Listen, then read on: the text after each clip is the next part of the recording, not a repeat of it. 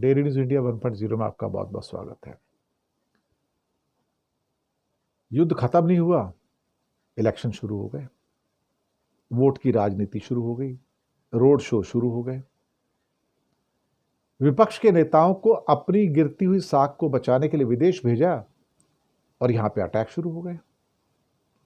Abhishek Banerjee TMC के, वो बेचारे बाहर जाके हिंदुस्तान के ऑपरेशन सिंदूर की तारीफ कर रहे हैं और ये बंदा नरेंद्र मोदी बंगाल में जाके कहता है, बंगाल में मची चीख पुकार, नहीं चाहिए निर्मम सरकार। तो भाई कभी तो पॉलिटिक्स मत करो यार, कितने निम्न स्तर तक गिरोगे यार तुम? कोई लिमिट है गिरने की क्या? हमारे अभी सारे के सारे डेलीगेशन बाहर हैं, वापिस भी नहीं आए हैं। हम दुनिया को कन्विंस करने की कोशिश कर रहे हैं और ये फिर से ममता भड़क गई। ये शब्द देखिए मोदी के आप, बंगाल में मची चीख पुकार, नहीं चाहिए निर्मम सरकार।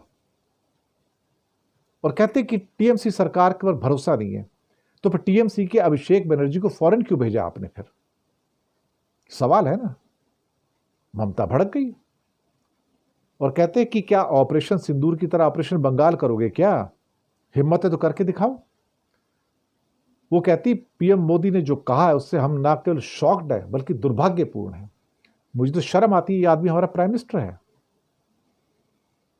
कि देश खतरे में है और ये ममता बनर्जी को ताड़ने में लगा हुआ है कि बंगाल में मची चीख पुकार, नहीं चाहिए निर्मम सरकार।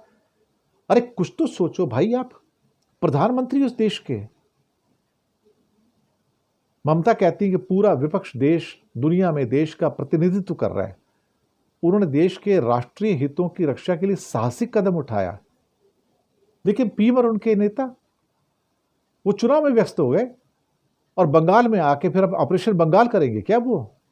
तो कहते मैं उनको चुनौती देती हूं, हिम्मत है तो कल चुनाव में उतरे, मैं तैयार हूं, बंगाल आपकी चुनौती को स्वीकार करने के लिए तैयार है। ऑपरेशन सिंदूर किया ना, ऑपरेशन बंगाल कर लो, हम आपको बता देंगे। उन्होंने ये कहा कि हमारे अपने घर के अभिषेक बनर्जी विदेश गए हैं, हर दिन आतंकवाद के खिलाफ बोल रहे हैं, आतंक के खिलाफ बोल रहे हैं, पाकिस्तान के खिलाफ बोल रहे हैं, और अब फिर मुझे दोष दे रहे हैं यहां पर आकर।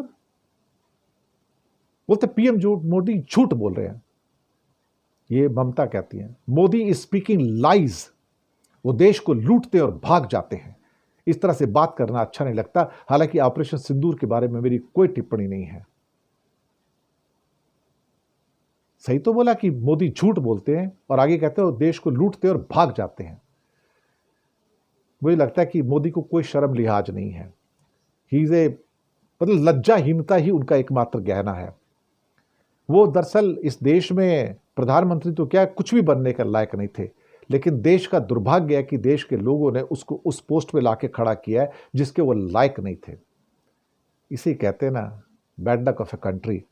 और अब पूरी दुनिया में हमारी फजीयत कराई और ऐसी कराई कि अब हम उठ नहीं पाए।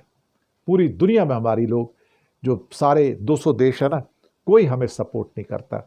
हम अलग थलग पड़े हुए हैं और बिल्कुल एक तरह से आइसोलेटेड हैं।